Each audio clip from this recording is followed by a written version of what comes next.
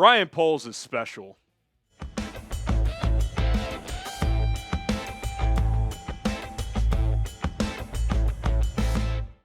This is Bears Now by Chat Sports. I'm Harrison Graham. Let's get into a little Hard Knocks finale reaction. If you joined us live last night, I appreciate it, but we know not everybody had watched the episode by then. Ryan Poles starred in the series finale, I thought. I thought he was the biggest winner. He was the one who stood out the most. And, something I appreciated about this year's Hard Knocks was they showed some of the cuts. They hadn't done that the last couple of years. The Jets refused to do it, and the Bears allowed that access and allowed some of that to be shown. And I was appreciative that they did, and we got to see a different side to some of these guys, especially with Ryan Poles. And I think something that really stands out is this guy has special leadership traits. Special leadership traits. I think most Bears fans by now really like what he's done in terms of rebuilding the roster. A lot of guys can evaluate talent, but not a lot of guys can evaluate talent, build a team, but also build those special relationships. And it's clear when you watch this guy that he has all of that. And I think if you're a Bears fan, you should feel really comfortable and confident that the right guy is in charge. And I just kind of want to go through some of the highlights of this episode. Early on, first scene of the final episode, they're, looking at their big board, talking about the roster bubble. And, they mentioned a few names, Velus, Reddy Stewart, a couple of other guys. And, Poles was kind of blunt and to the point. And he said, yes, we want to keep everybody, but we're not in that space anymore. It's time to win. And I think that's just kind of the evolution of this team is, 2 years ago, would have been easy to keep a Reddy Stewart. Would have been easy to keep an Adrian Colbert. We'll talk about him in a little bit. But now, and he said it before training camp, it's going to be hard to make this team. Cutting guys is going to be more difficult this year because they've built that depth, but he has the emotional intelligence to understand that this is what you have to do when you are a general manager. I thought this sign on the wall, and Flus referenced it when they were having a conversation, was kind of fun and pretty cool to see the interaction. And they showed it a couple times throughout the episode when they had to make these tough decisions. And it said, sometimes the right way is the hardest way. And isn't that true for all of us in life? Like, the hard decisions are usually the most important ones. They're usually the right ones to make. Like, it's easy to do something with little consequence, right? Like, it's easy to go to sleep at night or something like that. But having to make a tough decision, choose a tough job offer compared to another one, or choosing where to go to college or whatever it is in your life, if it feels tough, if it feels hard, it's probably right. And I think that was kind of symbolic of what this episode was. And you saw that with Adrian Colbert, and this was an emotional part of the episode. They had showed some of the other cuts, and obviously Poles and Flus and Cunningham, they cared and they showed sympathy, but they were kind of to the point like, hey, we got to cut you, best of luck, yada, yada, yada. But he embraces Colbert, and he did this one on his own for about 30 seconds. Then he had to walk out of the room and come back, and I thought this was a snippet of what he said, and he's fighting back tears as he says it. He says, I appreciate you. There's something about you that's different. I hate that we have to do this.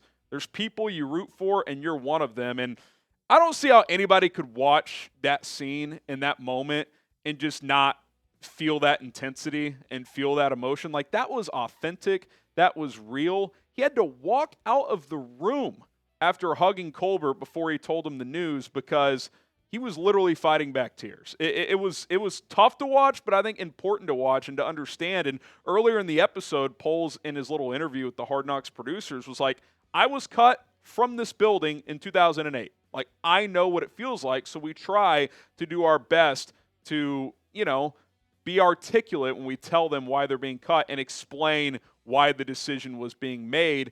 And that was tough to watch. Like, I felt that emotion when watching it, and I thought Colbert was such a pro about it. And Adrian Colbert has been on 10 teams in 8 NFL seasons of his career. He's bounced around rosters, practice squads.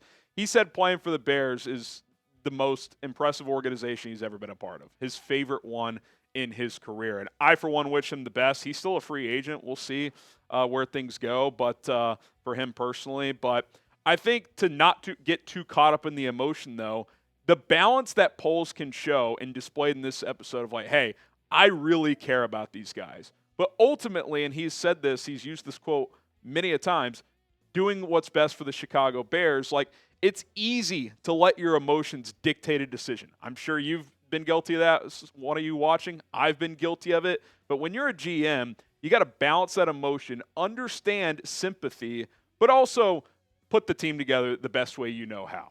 And that's the sign of a true leader, of like, you don't want a guy that's emotionless. Like, you don't want to work for someone who doesn't care. Like, there's nothing worse than that, right? Like, you want to have someone in your corner that believes in you and cares about you. You may not do enough. You may not be the best at what you do, which clearly Adrian Colbert bouncing around. He's kind of been a fringe NFL player in his career, but to show the care you have for a guy like that, because he did everything he could to make this team, I thought was important. But like Poles told me, he's like, look, you did everything you were supposed to do. It just wasn't quite enough. It's more about, hey, this team's just pretty damn good now. Like, that's just where it is. So I think the culture on this team is real. I think my biggest takeaway from watching this show is, like, this feels different. Like, this team is put together. Like, imagine if this was last year, right? If we had Hard Knocks last year, and you're seeing the Claypool mess and all this other stuff, Allen Williams. Like, this team is tight-knit. I think that's pretty obvious at this point in time. And don't take my word for it. Take Brett Rippon's word for it, who got cut and got signed by the Vikings, but still on the way to the airport, Hard Knocks had a camera on him in the car, and he was just kind of yapping and chopping it up and was very appreciative of his time with the Bears. And he said, this team is going to do special things this year. There's a lot of special people in that building. They're going to be great, so I'm excited for them. This is after this guy's been cut, after he played well in the preseason and probably felt like he should have been on the roster. You know, Poles and Flus told him, like, look, man, we're keeping two. You're the third guy. If there's not an opportunity out there, we'd love you back on the practice squad. Obviously, he found one in Minnesota, so that's awesome, and that allowed him to keep Austin Reed. Rippon also said, I see a lot of myself in Austin Reed, just a guy who comes in overlooked but works hard and shows some good things. So for a guy who was only with the Bears for a few months, gets cut after playing well, and is heading to a team within the division to say those things, I think that speaks volumes. I really, really do. And I think you should feel really good about the continuity of this team. Doesn't mean they're going to go win 12 games. They still got to go execute and prove that on game days. But these guys care about each other, the coaches and players, the front office. They're all in sync. And when you're on the same page, if you blend that with the right talent and execution on game days, that really gives you a strong chance to go be a good football team. Grade Ryan Poles as a leader. A, B, C, D, or F. I think he's an A-plus leader. I think as a GM, just based on roster moves, he's probably in the A- range. He certainly had some misses, but I think his emotional intelligence is off the charts, and that's the type of guy I would want to work for. So kudos to Poles. I thought he was a star throughout the series, but especially in the series finale. A couple other takeaways, including some nuggets on Velus Jones, so stay tuned. But first, we are sponsored by Game Time. If you want to go to the Bears season opener against the Titans on Sunday, get your tickets with Game Time.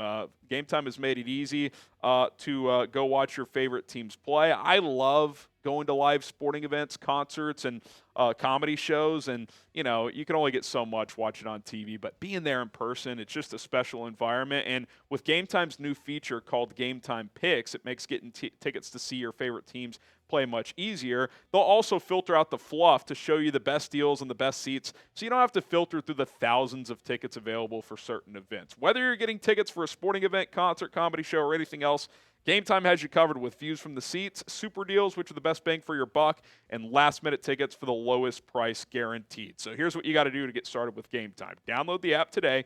Link is in the comments and description. That'll redirect you to the App Store, or you can just search Game Time in your App Store. Use code ChatSports after you create your account to get $20 off your first purchase only. Terms apply. Download Game Time. Get started. What time is it? It's game time. Football's back. You guys should get going to your favorite events. All right, Velus Jones.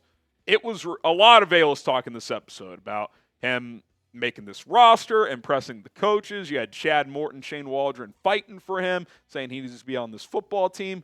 But then it was revealed that another team, which they didn't say which team, but another team called the Bears about trading for Velus Jones.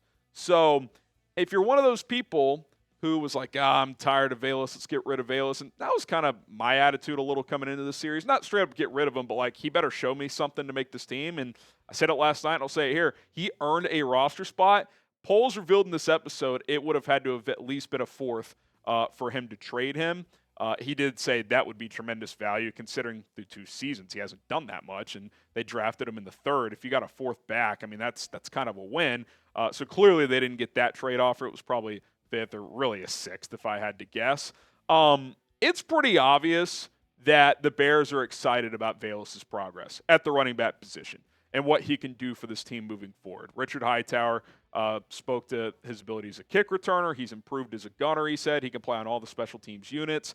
And Chad Morton and Shane Waldron both like what he's brought to the table at running back. And that really got me thinking because they're crowded in this room. I'm not really factoring Travis Homer. I don't expect him to get any snaps offensively, quite frankly. But where does Velus fit?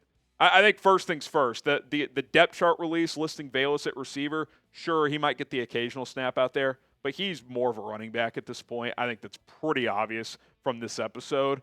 But if they're not trading him, like a pick was on the table, is he going to take snaps from Roschon or Herbert?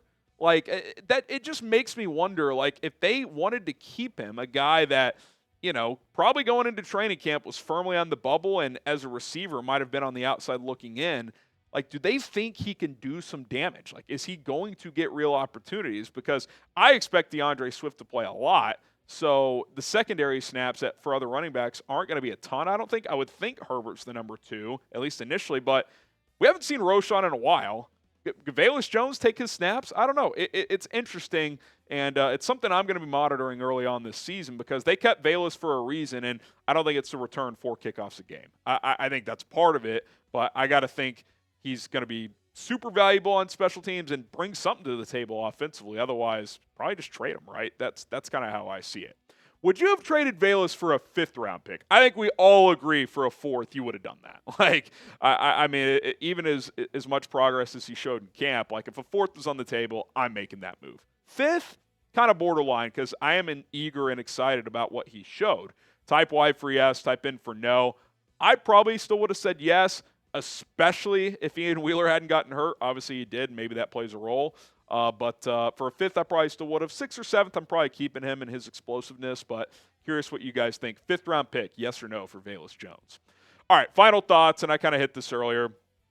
I think the chemistry of this team, I think they're close. The competition's been good. The Caleb Williams practice edit montage they did was pretty sweet, by the way. If you haven't seen that, it's kind of been circulating on Twitter. He's been growing. I love the outro scene of the When We're Back in Chicago song, and at the end, Caleb puts his helmet on. He's kind of talking to himself like, let's get after it, let's go. And it's kind of like, yeah, it's game week. Let's go. It's go time. So I haven't felt this confident about the Bears since covering this team. I haven't felt this confident about the Bears probably since 2019. And obviously that team flopped, but this feels different, man. Feels different. You got a GM you feel like you can trust.